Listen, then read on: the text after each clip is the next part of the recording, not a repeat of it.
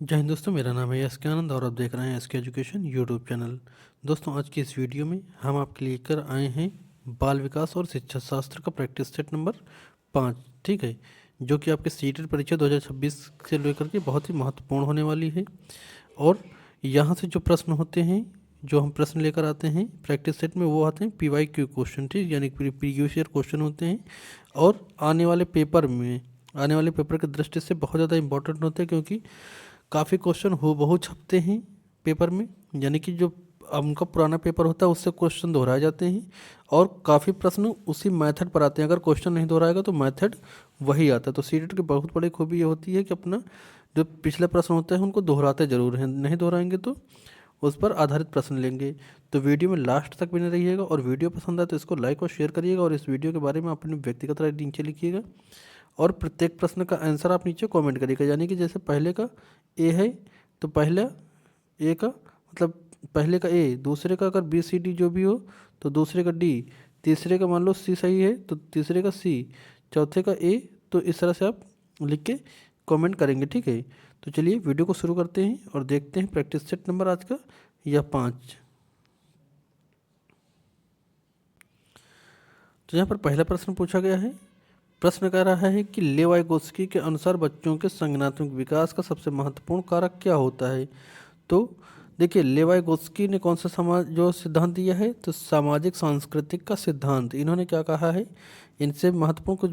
चलिए अच्छा, पहले प्रश्न का आंसर देखते हैं कि जैविक परिपक्वता या सामाजिक अंतःक्रिया या दंड और पुरस्कार, या फिर ऑप्शन डी कह रहा है कि आनुवंशिकता। तो यहाँ पर कौन सा विकल्प सही हो जाएगा, इसका पहले क्वेश्चन का कौन सा विकल्प सही होगा। जल्दी से आप क्वेश्चन का नंबर लिखें और ABCD जो भी आपको हो तो वो सीधा ऐसे लिख करके आप नीचे कमेंट करिए फटाफट। यहाँ पर सही जवाब जाएगा आपका सामाजिक अंतःक्रिया, ठीक है, सामाजिक अंतःक्रिया ये सही विकल्प होगा।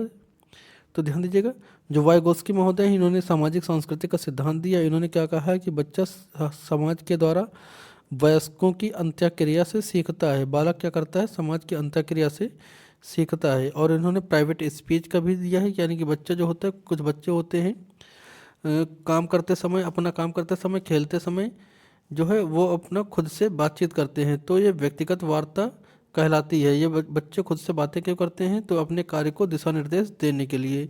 और इन्होंने किस किस बारे में बात की है, तो लेवाइगोस्की ने ZPD के बारे में बात की। किसके बारे में, ZPD, ठीक है। ZPD यानी जोन ऑफ प्रॉक्सिमल डेवलपमेंट, यानी समीपस्थ विकास का क्षेत्र। तो ये क्या होता है, मान लो कोई बच्चा यहाँ तक सीख पा रहा है और किसी वयस्क की मदद से वो यहाँ तक सीख पा रहा है, तो खुद के सीखे गए और किसी वयस्क के हेल्प के सीखे गए अंतर को जोन ऑफ प्रॉक्सिमल डेवलपमेंट यानी कि ZPD या समीपस्थ विकास का क्षेत्र कहते हैं। और दूसरा एक चीज़ और बताया इसके फोल्डिंग के बारे में। तो इसके फोल्डिंग क्या होती है, तो बच्चे को शुरुआत में जो अस्थायी सहारा देते हैं किसी ज्ञान के निर्माण में या कोई चीज़ सिखाते हैं, तो बच्चा जब शुरुआत में सीखता है तो उसको क्या करते हैं, अस्थायी सहारे की आवश्यकता होती है। जैसे शुरुआत में जब बच्चा साइकिल सीखा था तो बच्चे को साइकिल सिखाने में आपने मदद की होगी या किसी वयस्क ने मदद की होगी, साइकिल पकड़ कर सिखाया होगा। या जैसे 2+3=5 होता है तो किसी ने आपको ये बताया होगा। या जो है एक शिक्षक होता है या एक माता पिता, भाई बहन कोई बड़ा होता है जो छोटे लोगों को सिखाता है, तो वह एक निश्चित समय के लिए जो अस्थायी सहारा दिया जाता है वही होता है स्कैफोल्डिंग, पाण मचान ढांचा जिसको हिंदी में कहते हैं। और एक होता है MKO यानी कि मोर नॉलेजेबल अदर। तो ये सभी अवधारणाएं किससे संबंधित है, लेवाइगोस्की से संबंधित है, ठीक है। और लेवाइगोस्की का कहना है कि पहले विचार आती है बच्चे का, पहले सॉरी इन्होंने क्या कहा है, बच्चे में पहले भाषा आएगी फिर विचार आएगा। लेवाइगोस्की का कहना है पहले भाषा फिर विचार, ठीक है, पहले भाषा फिर विचार। नेक्स्ट क्वेश्चन है, जीन पियाजे के संज्ञानात्मक विकास के चरण पर बच्चा वस्तु स्थायित्व का प्रदर्शित करता है। यानी कि जीन पियाजे के संज्ञानात्मक विकास के चरण में वस्तु स्थायित्व का गुण किस चरण में बच्चे में आ जाता है, आपको यह बताना है। तो देखिए, जीन पियाजे का संज्ञानात्मक विकास का सिद्धांत है, क्या नाम है, संज्ञानात्मक विकास का सिद्धांत, जीन पियाजे का सिद्धांत है ये।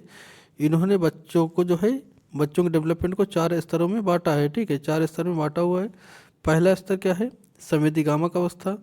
दूसरा क्या है, तो दूसरा देखिए संवेदीगामक की अवस्था की आयु क्या होती है, तो ये होती है जन्म से 2 वर्ष, कितना, जन्म से 2 वर्ष। दूसरी आपकी पूर्व संज्ञानात्मक अवस्था यानी कि 2 से 7 वर्ष। तीसरी आपकी मूर्त संज्ञानात्मक अवस्था 7 से 11 वर्ष। अगली है आपकी अमूर्त या जो है औपचारिक संज्ञानात्मक अवस्था, ये होती है आपका 11 से 15 वर्ष। ठीक है, तो वस्तु स्थायित्व का गुण अगर पूछे तो वस्तु स्थायित्व का गुण बच्चे में कब आ जाता है आपका? ऑप्शन ए यहाँ पे सही हो जाएगा। वस्तु स्थायित्व का गुण बच्चे में इंद्रिय गामक अवस्था या संवेदी गामक अवस्था में आ जाता है। ऑप्शन यहाँ पर ए आपका करेक्ट हो जाएगा। ठीक है, अगला प्रश्न। अच्छा, जीन पियाजे का थोड़ा सा, जीन पियाजे का भी देखिएगा। तो इन्होंने कहा है पहले विचार आएगा, वाइगोत्स्की ने क्या कहा पहले भाषा आएगा फिर विचार आएगा। इन्होंने क्या कहा पहले विचार आएगा फिर भाषा आएगी। ठीक है, पहले विचार फिर भाषा आएगी। और इन्होंने क्या कहा है बच्चों को कि बच्चे नन्हे वैज्ञानिक होते हैं, ये अपने ज्ञान का निर्माण स्वयं करते हैं यानी खुद करके सीखते हैं। ठीक है, नेक्स्ट क्वेश्चन। कोहल वर्ग के नैतिक विकास के सिद्धांत के अनुसार अच्छा लड़का अच्छी लड़की अभिविन्यास किस स्तर पर होता है? ठीक है, तो किस स्तर पर होता है? पूर्व पारंपरिक स्तर, उत्तर पारंपरिक या फिर संवेदी स्तर? तो देखिए इन्होंने जो लॉरेंस कोहल वर्ग है इन्होंने कौन सा सिद्धांत दिया है? नैतिक विकास का सिद्धांत है, जिसमें से इन्होंने कितने स्तर दिए हैं? चरण इन्होंने दिए हैं, चरण 6 हो जाएंगे और स्तर कितने होंगे? स्तर 3 है। तो ध्यान रखिएगा 3 स्तर दिए हैं और प्रत्येक स्तर के 2 चरण हैं, तो 6 चरण और 3 स्तर। तो अच्छा लड़का अच्छा लड़की किस में है? अच्छा लड़का अच्छा लड़की किस में हो जाएगा?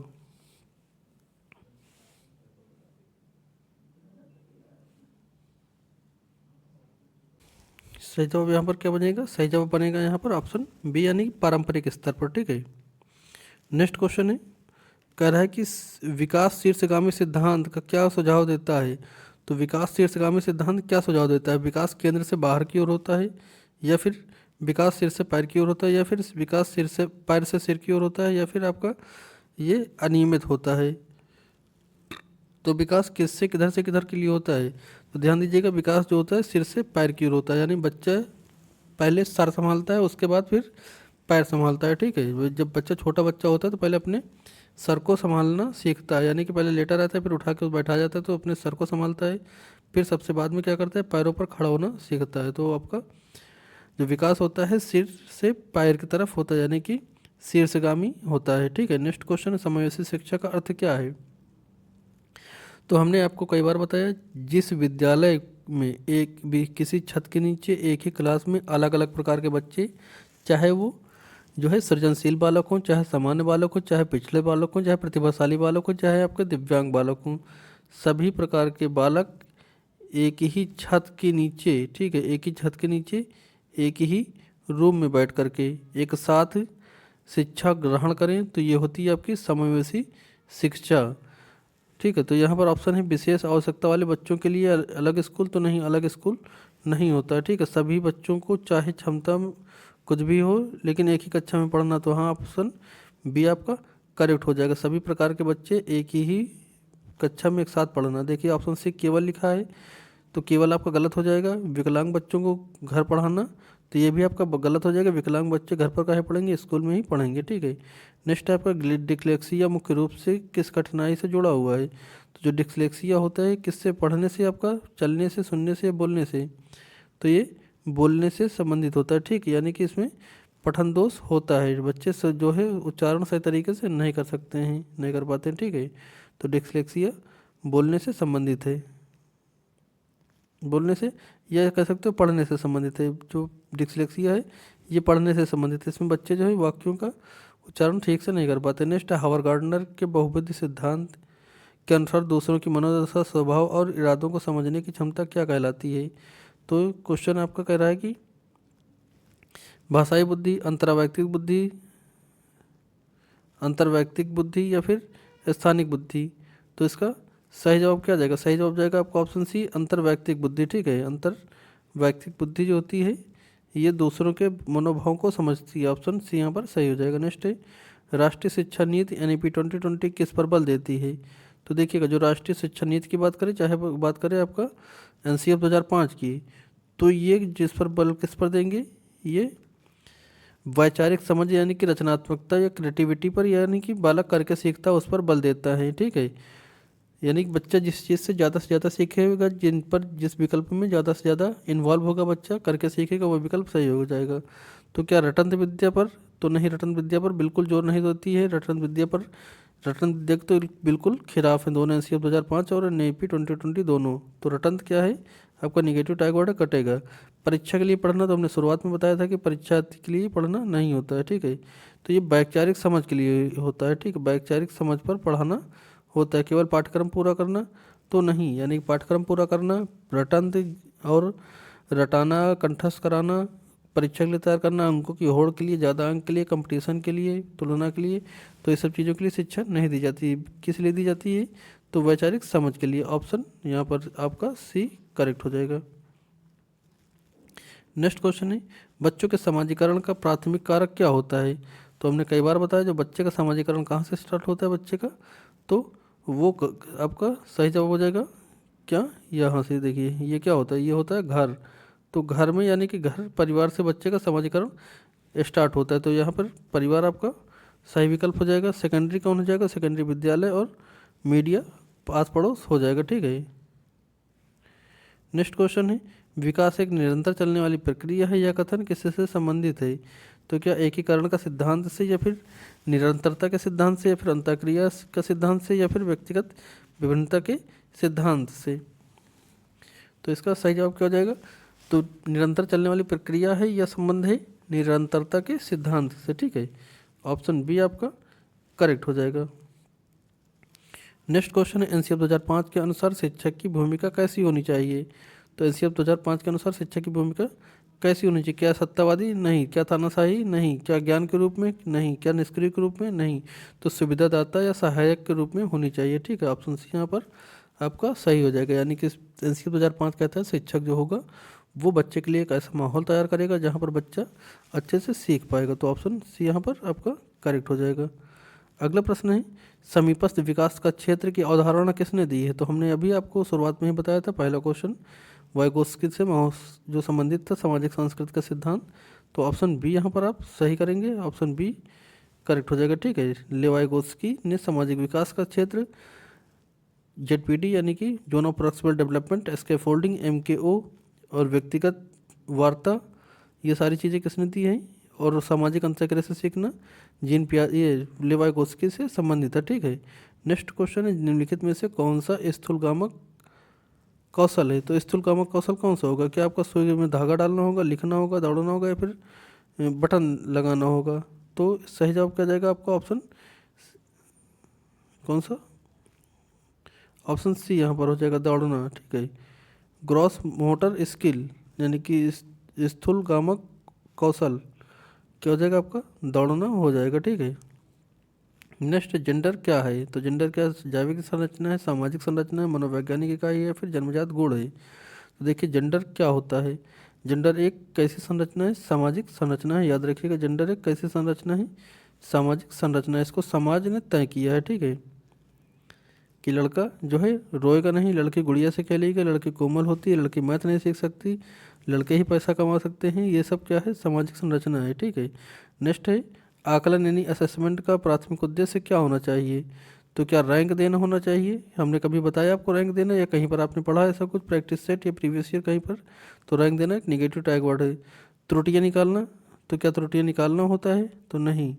छात्रों के सीखने में सुधार करना और समझ का आंकना, ठीक है, ये होता है। यानी कि जो आपका मूल्यांकन होता है या आकलन जिसको कहते हैं, आकलन या असेसमेंट, असेसमेंट का उद्देश्य होता है बच्चा जो सीख रहा हो, सीखने में कमियां आ रही हो, कमियों को ख़त्म करना, ठीक है, उसमें सुधारना, समझ का आकलन करना। ऑप्शन सी यहाँ पर आपका करेक्ट हो जाएगा। ऑप्शन डी केवल उत्तीर्ण या उत्तीर्ण घोषित करना, तो नहीं, आपका ये ऑप्शन हो जाएगा गलत। नेक्स्ट क्वेश्चन है, निजी वाक यानी प्राइवेट स्पीच का प्रयोग वाइगोस्की ने किसके लिए किया है? तो क्या बच्चों को अपने कार्य में निर्देशित करने के लिए खुद से बोलना, या फिर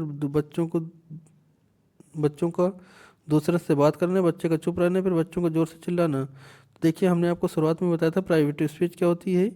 बच्चे द्वारा अपने कार्य को निर्देशित करने के लिए खुद से बोलते हैं या बातचीत करते हैं। तो ऑप्शन ए यहाँ पर करेक्ट हो जाएगा। नेक्स्ट क्वेश्चन, एक प्रतिभाशाली कक्षा में होता क्या है? एक प्रतिभाशाली यानी कि प्रोग्रेसिव क्लासरूम में क्या होगा? शिक्षक केंद्र में होता है, या फिर पाठ्यपुस्तक ही ज्ञान का एकमात्र स्रोत है, या बच्चे सक्रिय भागीदार होते हैं, या फिर आपका परीक्षा एकमात्र लक्ष्य है? तो एनिमेशन मेथड का प्रयोग करिए, सारे जवाब आपके खुद ब खुद निकल कर आते हैं। तो शिक्षक केंद्रित नहीं होती। पाठ्यपुस्तक का एकमात्र ज्ञान का स्रोत होते तो नहीं, पाठ्यपुस्तक ही ज्ञान का स्रोत नहीं होते हैं। बच्चे भी काफ़ी जानकारी लेकर के स्कूल में आते हैं, ठीक है।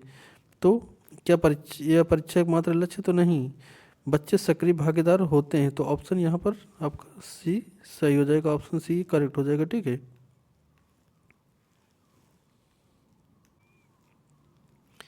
नेक्स्ट क्वेश्चन है, बुद्धिलब्धि की अवधारणा का श्रेय किसे दिया जाता है? तो बुद्धिलब्धि के जो अवधारणा का श्रेय यानी कि बुद्धिलब्धि का सूत्र किसने दिया है? बुद्धिलब्धि किसने शुरू किया था, आपसे ये पूछा गया, ठीक है। तो क्वेश्चन नंबर 18 का सही जवाब क्या जाएगा? बिने और साइमन ने दिया है, या फिर गैल्टन, या फिर फ्राइड, या फिर स्किनर? तो देखिए, जो बुद्धिलब्धि की अवधारणा है ये बिने और साइमन ने दिया है। सूत्र की बात है तो सूत्र किसने दिया है? सूत्र दिया है स्टर्न ने। अवधारणा किसने दी है? बिने और साइमन ने, ठीक है। सूत्र क्या होता है?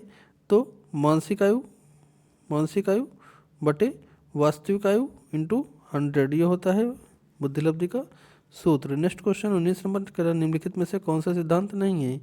तो विकास बहुआयामी होता है, या विकास केवल आनुवंशिकता से निर्धारित होता है, या फिर विकास जीवन पर्यंत होता है, या फिर विकास संशोधन योग्य होता है, ठीक है। तो यहाँ पूछा कौन सा सिद्धांत इसमें नहीं है? तो देखिए, विकास जो है आनुवंशिकता पर निर्भर नहीं करता है केवल, ठीक है। 19 का क्या जवाब हो जाएगा? बी। क्यों? क्योंकि जो विकास केवल आनुवंशिकता नहीं, वातावरण पर भी निर्भर करता है। आनुवंशिकता और वातावरण यानी कि आनुवंशिकता गुणे वातावरण का गुणनफल होता है, ठीक है, डेवलपमेंट। नेक्स्ट क्वेश्चन, आलोचनात्मक चिंतन को बढ़ावा देने के लिए शिक्षक को क्या करना चाहिए? तो कैसे प्रश्न? हाँ नहीं वाले तो नहीं, ये आपके बंद अंत है। रटने के लिए कहना नहीं, खुले अंत वाले यानी ओपन बॉक्स होने चाहिए जिनके एक से अधिक उत्तर हों, ठीक है। बहुत सारे एग्जाम्पल होते हैं, जैसे आतंकवाद को कैसे ख़त्म किया जाए, वृक्ष नहीं होंगे तो जीवन कैसा होगा, पानी नहीं बचेगा तो जीवन कैसा होगा, ठीक है, अधिक जनसंख्या हो जाएगी तो जीवन कैसा होगा।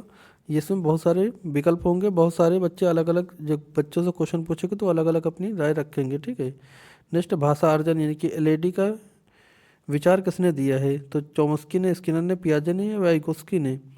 तो देखिए, एलईडी यानी कि भाषा अर्जन युक्त बच्चे में जन्मजात होती है, किसने कहा है? तो ये कहा है नॉन चॉम्स्की ने।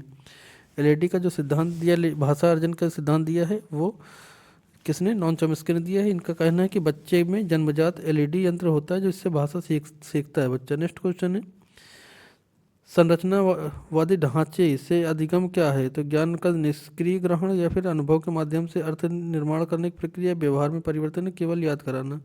तो संरचनावादी की बात आई तो ऑप्शन यहाँ पर कौन सा सही हो जाएगा? बी, ठीक है, अनुभव के माध्यम से अर्थ निर्माण करने की प्रक्रिया।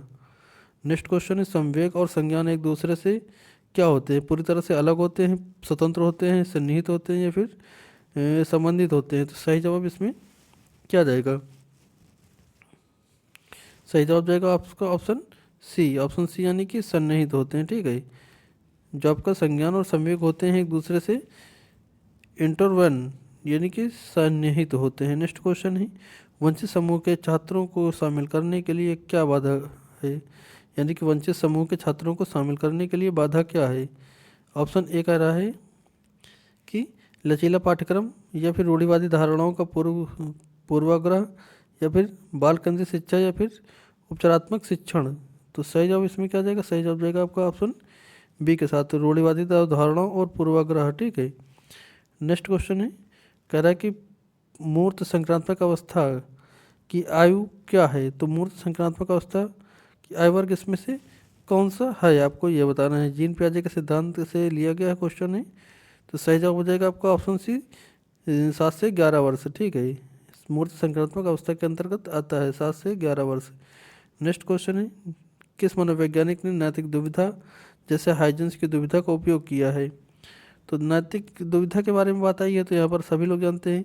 क्या लॉरेंस कोहलर होंगे, जीन पियाजे, सिगमंड फ्रायड, या फिर एडवर्ड थॉर्नडाइक? तो काफ़ी आसान सवाल था। लॉरेंस कोहलबर्ग ने नैतिक दुविधा तर्कणा जैसे सिद्धांत इन्होंने दिया। नैतिकता का सिद्धांत किसने दिया? लॉरेंस कोहलबर्ग ने। नेक्स्ट क्वेश्चन, प्रतिभाशाली बच्चों की पहचान कैसे की जा सकती है? तो क्या वे बहुत धीरे सीखते हैं? तो प्रतिभाशाली बच्चे धीरे सीखते हैं? बिल्कुल नहीं, बहुत तेज सीखते हैं। उनमें जिज्ञासा, उच्च स्तरीय चिंतन होता है? तो हाँ, बिल्कुल ऐसा होता है। जिज्ञासा भी अलग होती है और उनका जो सीखने का स्तर होता है वो उनका चिंतनशील स्तर बहुत ज़्यादा होता है। वो एक दूसरे झगड़ते नहीं, वे सरल कार्य चुनते नहीं, कठिन कार्यों को चुनते हैं। ठीक है, तो बी ऑप्शन यहाँ पे सही हो जाएगा। नेक्स्ट है, इसका फोल्डिंग क्या होती है? तो इसका फोल्डिंग के बारे में कई बार हमने आपसे बात की है। इसका फोल्डिंग जो होता है, एक निश्चित समय में बच्चे का शैक्षिक यानी कि शैक्षिक और गैर शैक्षिक दोनों का विवरण होता है। ठीक है, यानी कि एक निश्चित समय में, एक साल के अंदर बच्चे ने क्या कुछ सीखा है, कि कहाँ पर किन विषयों को सीखने में, किन तथ्यों को सीखने में कठिनाई हुई बच्चे को, कहाँ पर गलतियाँ किया, किस किस पोर्शन को सीखने में आसानी से सीखा। तो सारी चीज़ें उसमें इंक्लूड होती हैं। तो ठीक है, इसका फोल्डिंग कहलाता है ये। सॉरी, पोर्टफोलियो हमने बता डाला आपको। ये चीज़ हमने क्या बताई, पोर्टफोलियो बताई। यहाँ पर क्या पूछा था, इसके फोल्डिंग। इसके फोल्डिंग क्या होता है, एक अस्थायी सहारा देना। जो हमने अभी लंबा सा लेक्चर दे डाला वो दे दिया हमने क्या,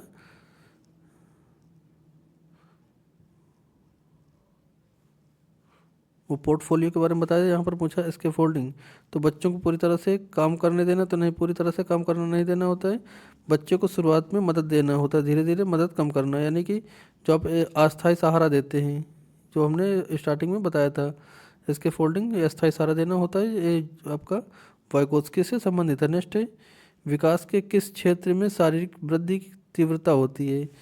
तो यहाँ पर बाल्यावस्था, शैशवावस्था, किशोरावस्था या फिर प्रौढ़ावस्था, किस अवस्था में बच्चे का विकास में शारीरिक वृद्धि देखने को काफ़ी तेज़ी से मिलती है? तो देखिए, जो शैशवावस्था होती है, शैशवावस्था, यहाँ पर बच्चा जो है बहुत तेज़ी से बढ़ता है। शैशवावस्था जो होती है शुरुआत में, शुरुआत के 3 महीने में, शुरुआत के 6 महीने में बच्चा खुद से का डबल हो जाता है। ठीक है, तो ऑप्शन बी यहाँ पर सही हो जाएगा। बी, जन्म के समय बच्चा देखते हो बहुत छोटा सा होता है, लेकिन अगले 6 महीने में काफ़ी बड़ा हो जाता है जन्म के हिसाब से, जन्म की तुलना में। ठीक है, तो ऑप्शन बी यहाँ पर करेक्ट हो जाएगा। नेक्स्ट है, निम्नलिखित में से कौन सा द्वितीयक समाजीकरण की एजेंसी है?